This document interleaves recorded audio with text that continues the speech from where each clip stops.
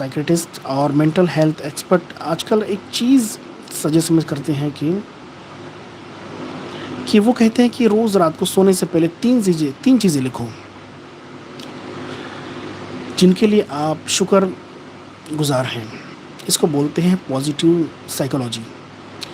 Research کہتی ہے کہ 21 دن یہ کرنے سے ڈپریشن کے سمٹمز 30% تک کم ہو جاتے ہیں.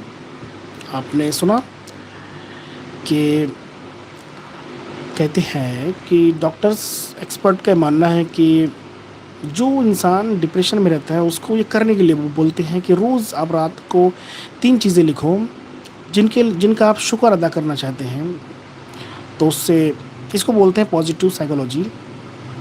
21 دن ایسا کرنے بولتے وہ لوگ. اس سے 30% تک 30% تک ڈپریشن کم ہو جاتا ہے.